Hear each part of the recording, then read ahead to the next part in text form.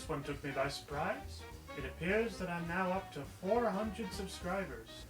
I want to thank all those that subbed to my channel first. That is very important. So you may be wondering, why the white suit? And you also might be wondering, how come this is part 1? And what are the other parts?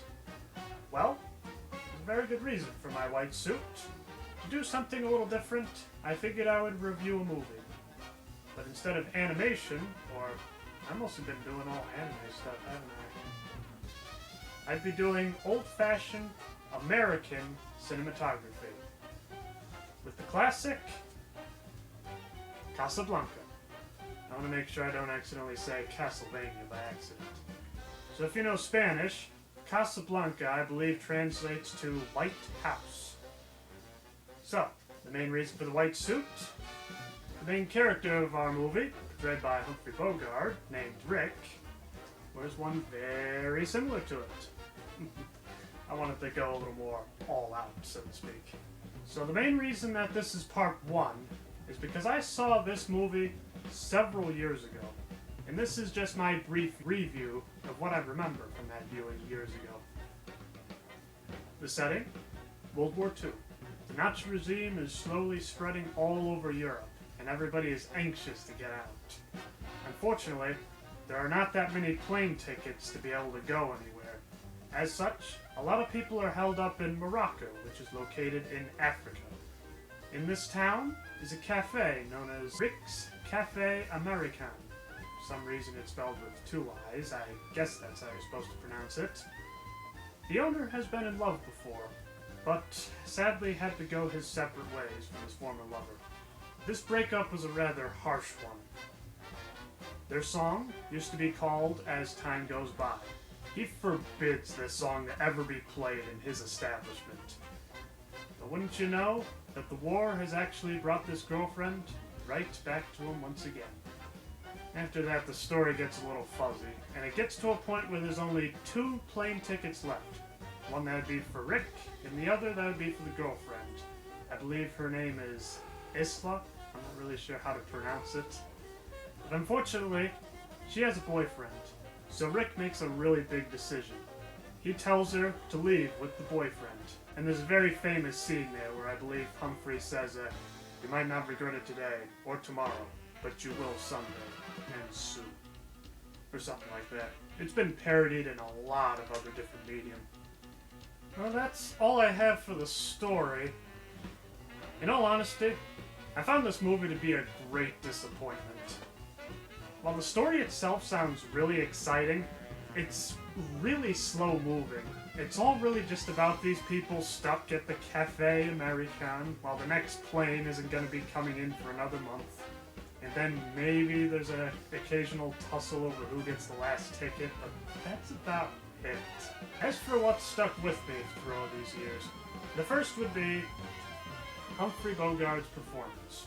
Now, I haven't seen him in any other movies, so maybe this is just his style, but it just seemed like he did not want to be part of this movie. It just seemed like he was just looking off screen every so often going, hey, did you sign the check already? I can't stand this garbage. I get the idea he's supposed to be bitter because of not only the breakup, but also just being stuck in a place he doesn't want to be in. But it doesn't seem like it's acting as in the character hates it, but more the actor itself hates being there. Of course, maybe that's just me. And then there's this whole famous line of him always going, "Here's looking at you, kid." What does that even mean? Every time I hear that, I'm just like, what are you trying to say here? It just confuses me. The second, Peter Lorre is in this movie. He's just a rather interesting person. He's just a short, pudgy little man. He has like a face of like a 2-year-old. But whenever he speaks, there's just something so unsettling and disturbing about him.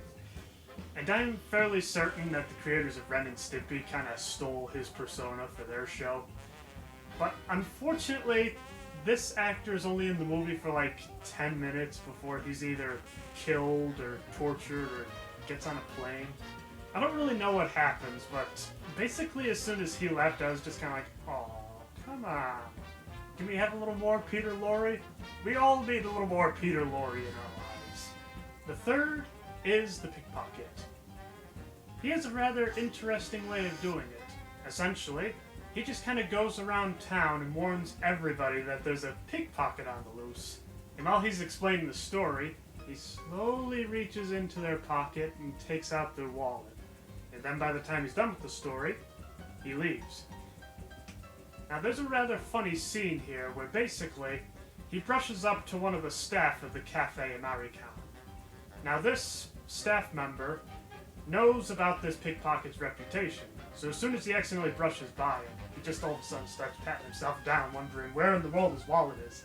It's just the way he does that, which just stuck with me. I just think it's not only good acting, but it's good gestures. It's just a very funny scene. The fourth thing is, well, this is a special edition. This was for the 50th anniversary. At the end of it, there was a behind-the-scenes thing where they kind of interviewed, like, the director. They didn't really have any of the actors there, which was a little disappointing in that regard. But anyway, there's a scene in it where they're at the airport. They describe that the airplane shown in the shot is actually made out of cardboard, and the people standing in front of the plane are no taller than maybe 4 feet.